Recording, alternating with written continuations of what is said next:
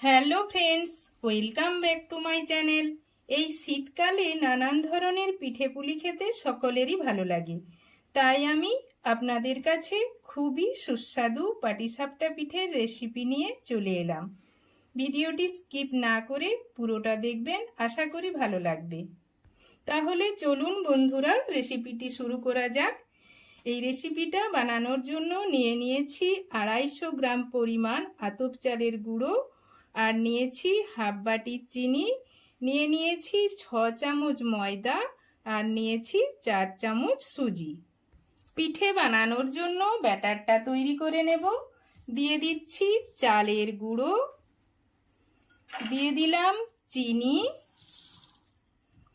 দেব ময়দা, আর দিলাম সুজি, দিয়ে দেব পরিমাণ মতো লবণ। সব উপকরণগুলো ভালোভাবে মিশিয়ে নেব। সব উপকরণগুলো মিশিয়ে নিয়েছি।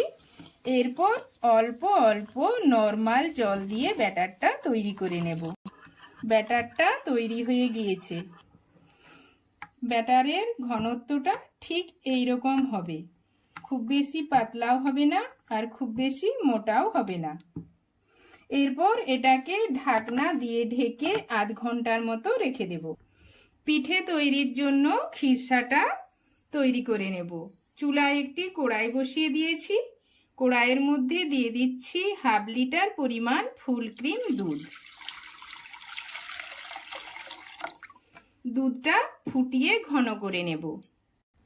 দুধটা ফুটে যাওয়ার পর গ্যাসের ফ্লেমটা মিডিয়ামে করে অনবরত নাড়িয়ে চাড়িয়ে যেতে হবে, নইলে কিন্তু দুধ কড়াইয়ের নিচে আটকে যাবে। দুধটা ঘন হয়ে এসেছে। দিয়ে দিচ্ছি 4 থেকে 5 চামচ পরিমাণ চিনি। চিনিটা দুধের সাথে মিশিয়ে নিচ্ছি। দিয়ে দিচ্ছি 2 চামচ পরিমাণ সুজি। সুজিটা দুধের সাথে ভালোভাবে মিশিয়ে নিচ্ছি। খিরসাটা তৈরি হয়ে গিয়েছে, এটাকে নামিয়ে নিয়ে ঠান্ডা করে নেব। পিঠে তৈরির জন্য চুলায় একটি প্যান বসিয়ে দিয়েছি। প্যান গরম হয়ে গিয়েছে। এর মধ্যে দিয়ে দিচ্ছি খুব কম পরিমাণ সাদা তেল। এই তেলটা একটা ন্যাকড়া দিয়ে আমি প্যানের চারিদিকে ছড়িয়ে দিচ্ছি। দিয়ে দেব তৈরি করে রাখা ব্যাটার। এখানে আমি 1 হাতা পরিমাণ ব্যাটার দিয়ে দিলাম। দিয়ে ব্যাটারটাকে একটু প্যানের চারিদিকে ছড়িয়ে নিচ্ছি। এরপর এটাকে আমি 30 থেকে 40 সেকেন্ডের মতো হতে দেব। দেখুন পিঠের ওপরের কালারটা চেঞ্জ হয়ে গিয়েছে। এখন দিয়ে দিচ্ছি তৈরি করে রাখা খিরসা।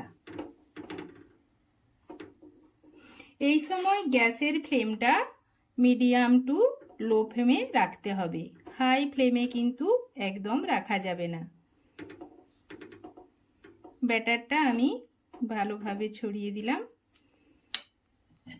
এরপর পিঠেটাকে ফোল্ড করে নেব।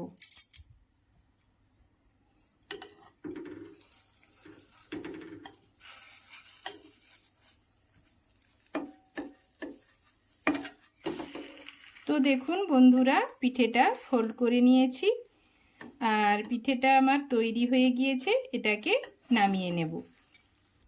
আবারও একটা পিঠা আপনাদেরকে তৈরি করে দেখাচ্ছি। দিয়ে দিলাম সাদা তেল। তেলটা প্যানের চারিদিকে ছড়িয়ে দিলাম। দিয়ে দেব তৈরি করে রাখা ব্যাটার। ব্যাটারটা ছড়িয়ে নিচ্ছি। এরপর এটাকে 30 থেকে 40 মিনিটের মতো রেখে দেব। দিয়ে দিচ্ছি তৈরি করে রাখা খিরসা।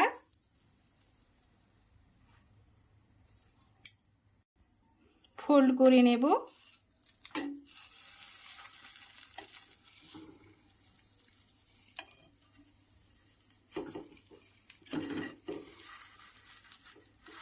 তো দেখুন বন্ধুরা, এই পিঠেটাও আমার তৈরি হয়ে গিয়েছে।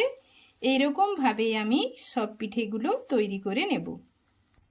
দেখুন পিঠেগুলো সব তৈরি হয়ে গিয়েছে। এগুলো দেখতে কতটা সুন্দর হয়েছে, এগুলো দেখতে যতটা সুন্দর হয়েছে খেতেও কিন্তু খুব ভালো লাগবে। আপনারাও বাড়িতে খুব সহজে এই পাটিসাপটা পিঠে বানিয়ে নিতে পারবেন।